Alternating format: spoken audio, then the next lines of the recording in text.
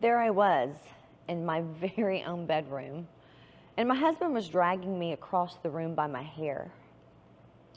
The worst part, this wasn't the first time something like that had happened. That moment, the physical pain, the fear, the rage, the shame, it seared into my memory. But what sticks with me even more was what it did to my mind, because long before he had ever laid hands on me, he'd been chipping away at my self-confidence, making me question what I saw and what I knew, and eventually, who I even was. And here's the thing most people don't expect when they hear my story. I didn't grow up in a broken home.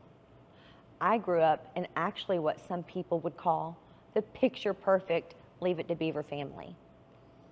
My parents are still married today, almost 60 years after they said I do, and I never once saw them yell or fight. Heck, I never even saw them cuss.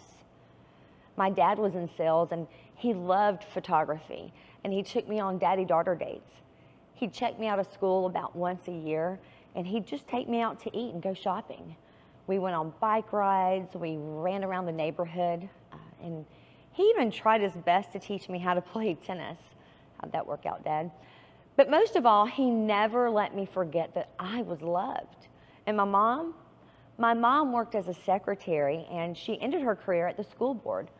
She turned down promotion after promotion, not because she couldn't handle more responsibility, but because she chose us.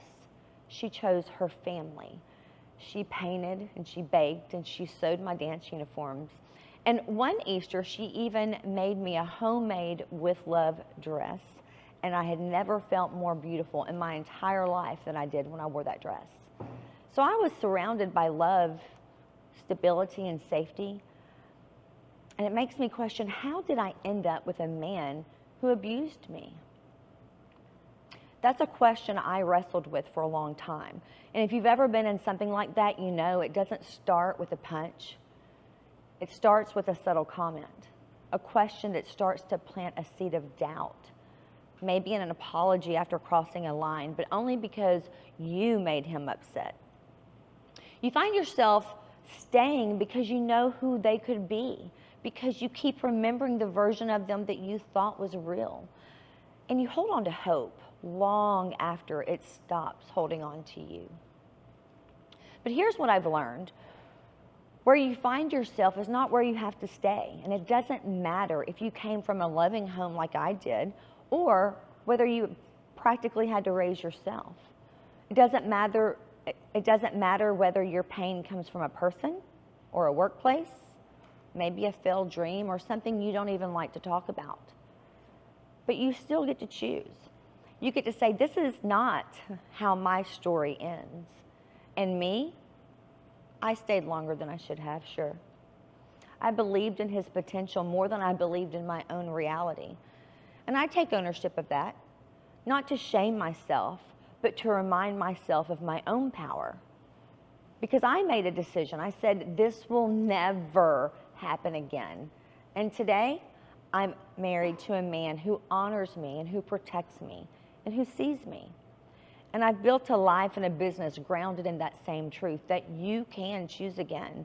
You can heal, you can rise, and maybe, most importantly, you can lead from your scars. So that's what I help people do now. At Opstra, we help leaders step into who they truly are, beyond the title, beyond the pressure to perform. We help them lead with the kind of wisdom that only comes from lived experiences, the ones who faced real challenges, who've owned their growth, and who come back stronger. We don't just teach leadership. We help people lead with confidence and with clarity and with conviction, because sometimes of what they've overcome. Their story does not disqualify them, it actually equips them. And at Opstra, we help leaders step into who they are beyond that title and beyond the pressure to perform. We help people lead with the kind of wisdom that only can come from lived experience. Those who faced real challenges and who've owned their growth and who come back stronger, we don't just teach leadership. We help people lead with confidence and clarity and conviction, sometimes because of what they've overcome. Because leadership isn't about perfection, it's about presence.